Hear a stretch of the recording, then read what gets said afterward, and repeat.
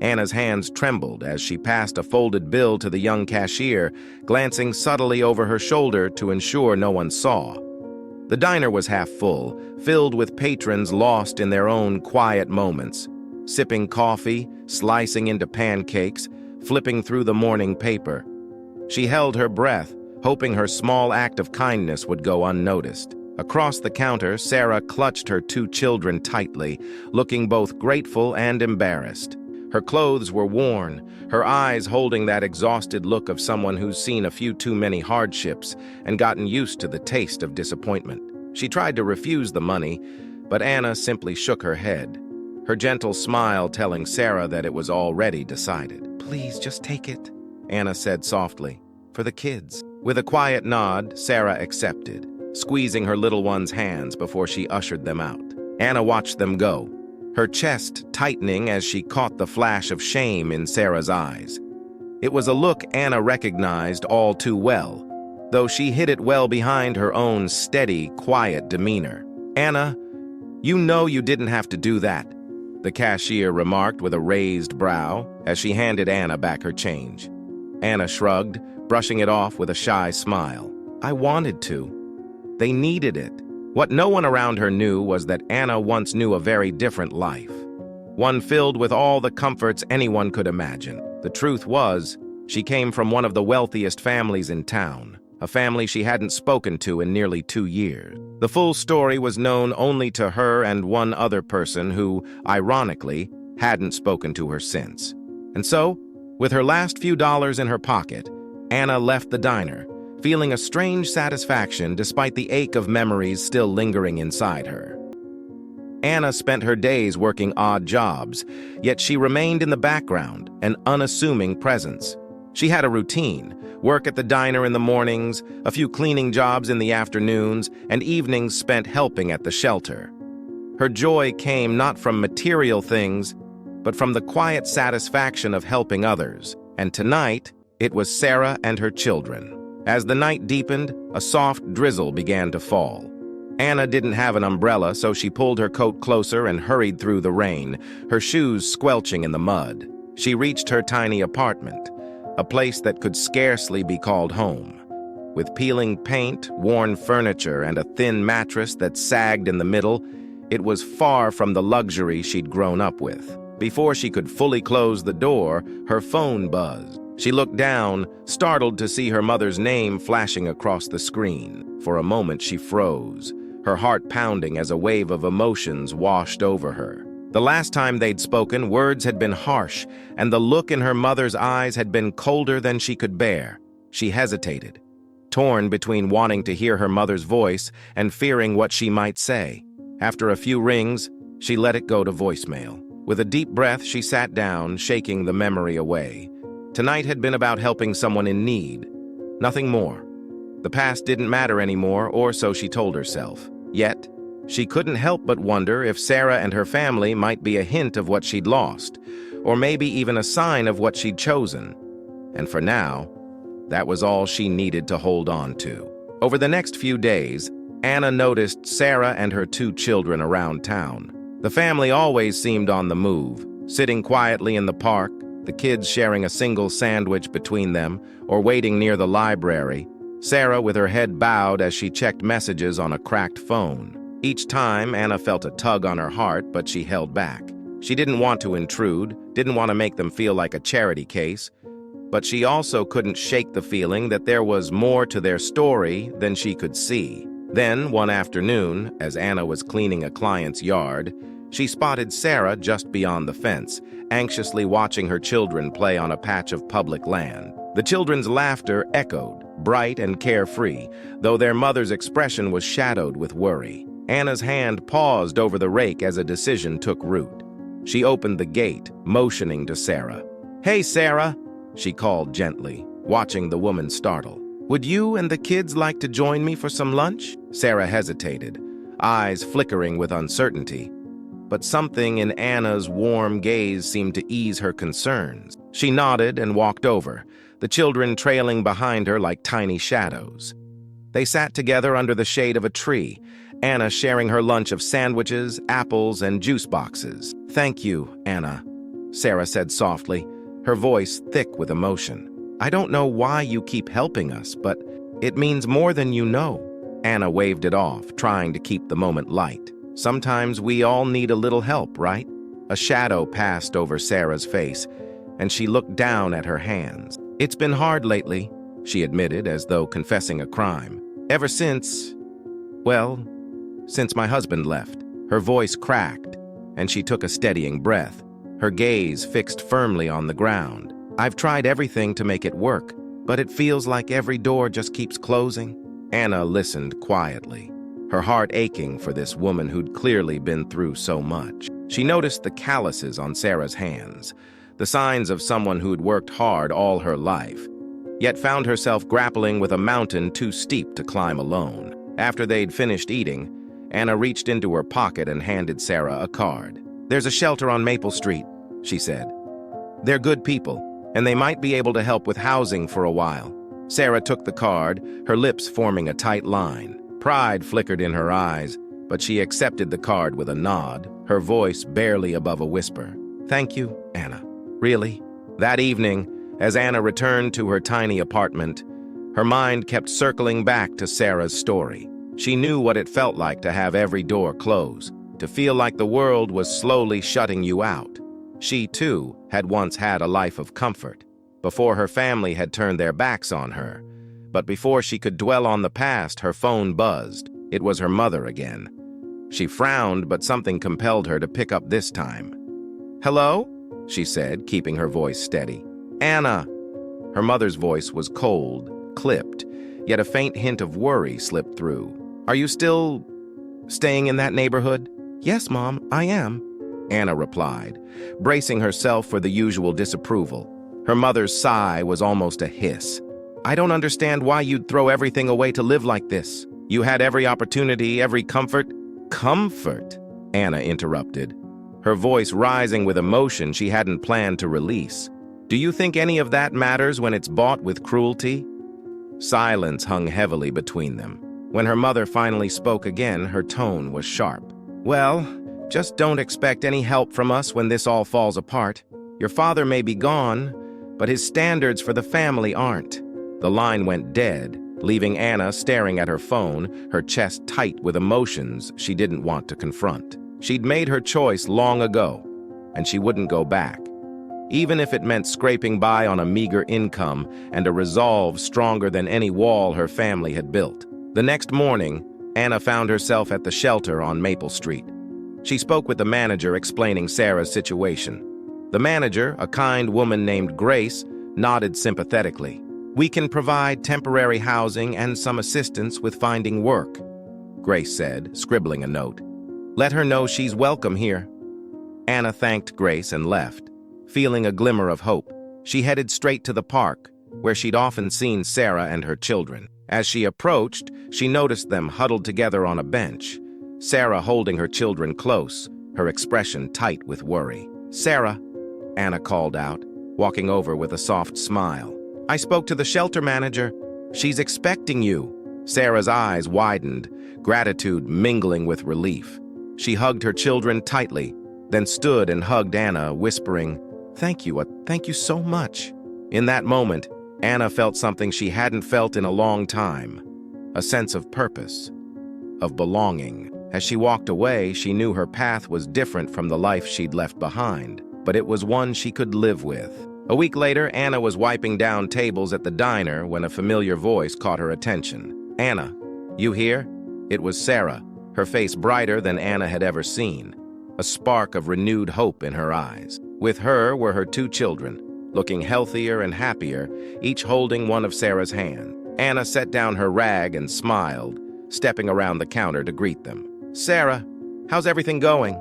Anna asked, genuinely happy to see the change. Sarah's smile widened as she pulled Anna into a hug. It's been incredible, she said, her voice thick with emotion. The shelter's been helping us, and I've even found a few part-time jobs. I don't know how we would have gotten through this without you. But just as Anna was about to reply, a group of well-dressed men and women walked into the diner, their eyes scanning the room with a mixture of disdain and curiosity. Leading them was a woman with a presence so cold, It seemed to lower the room's temperature. It was Anna's mother. Anna stiffened, her heart hammering in her chest as she met her mother's hard gaze. Sarah sensed the shift in Anna and gently touched her arm, concern flickering in her eyes. But Anna couldn't look away from her mother, who strode forward, heels clicking on the tile floor like a metronome counting down to something inevitable. "Anna!"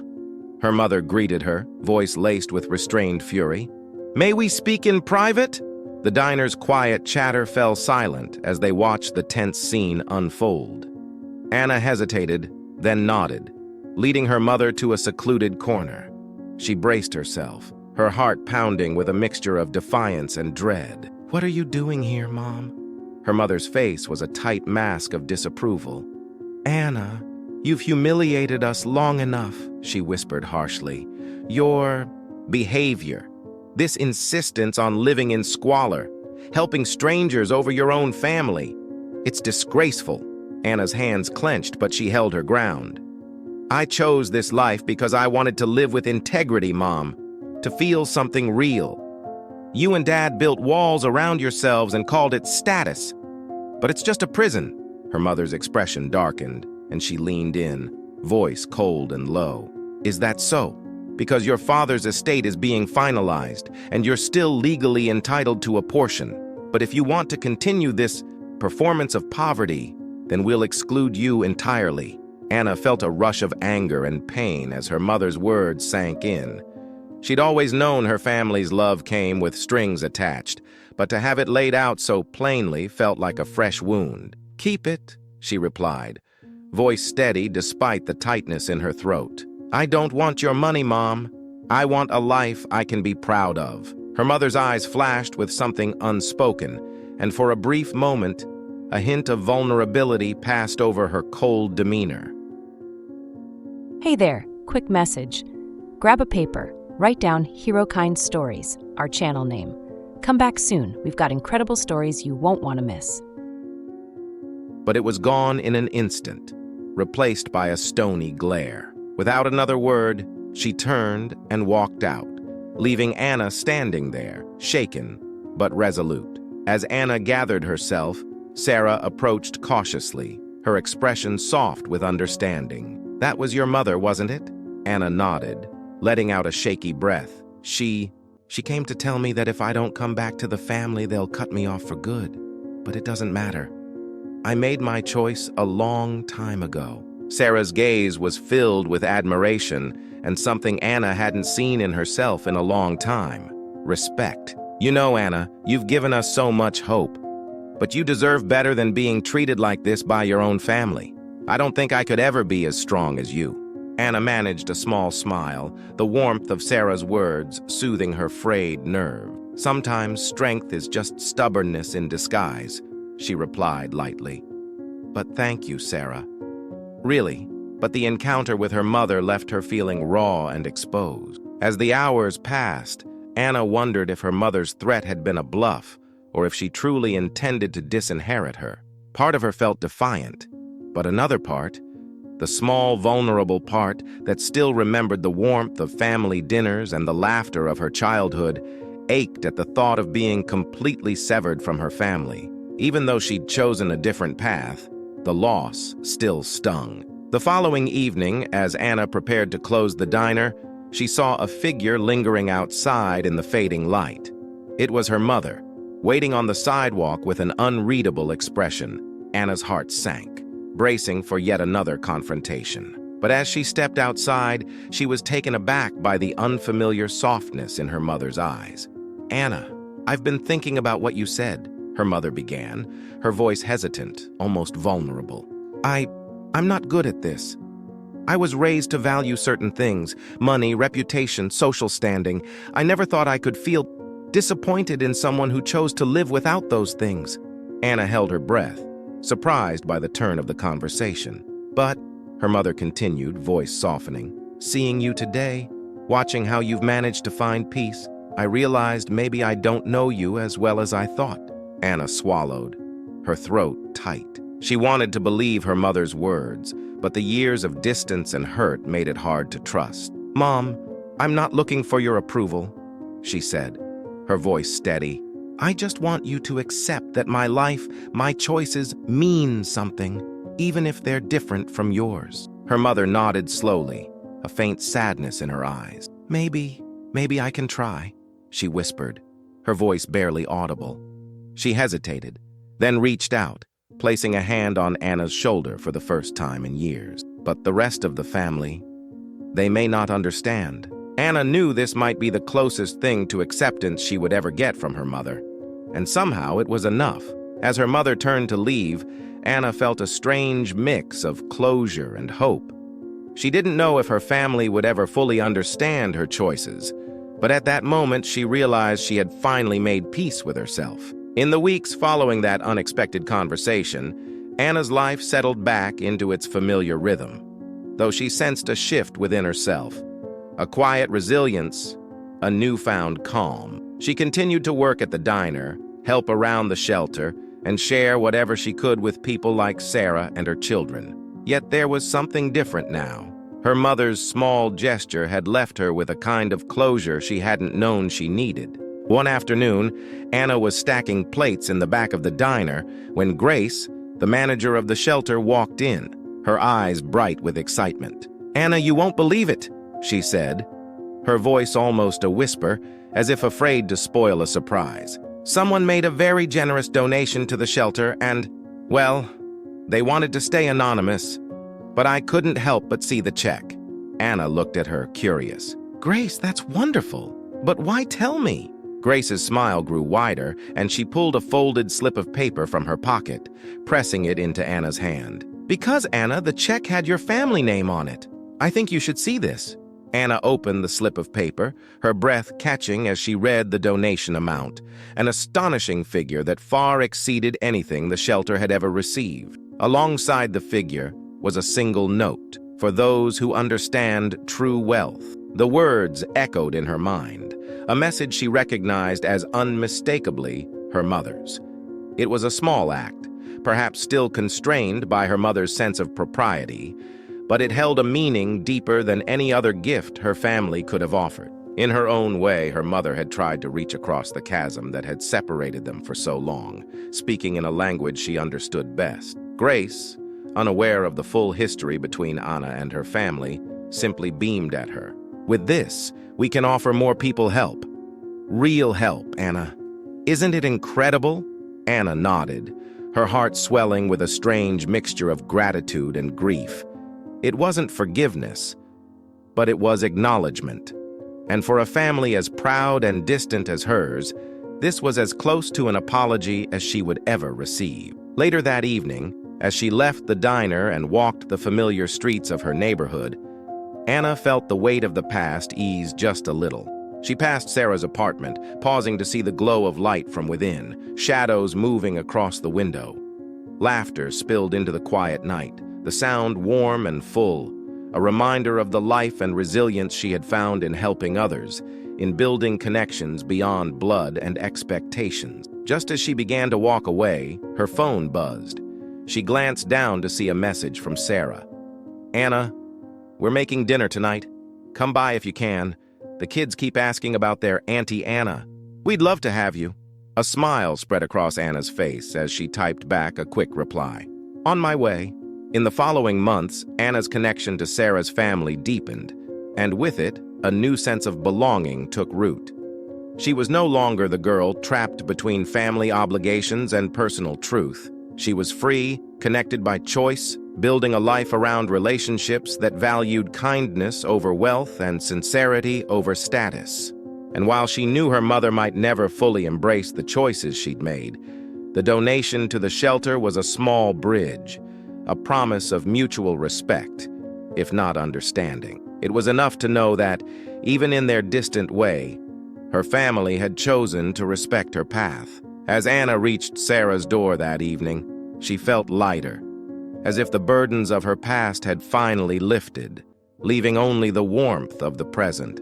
The door swung open, and the children ran to her with joyful cries, wrapping their arms around her. Anna knelt, hugging them tightly, feeling a depth of happiness she hadn't known possible. And as the door closed behind her, Anna realized that she had found her true family, built not by blood, but by love, resilience, and shared understanding. Thank you for joining us on this journey of hope, resilience, and the quiet strength found in kindness. If you enjoyed Anna's story, please subscribe to HeroKind Stories and share it with friends who believe in the power of compassion. And don't miss the next video appearing now, another heartfelt story that will remind you of the courage found in unexpected places. Click to watch.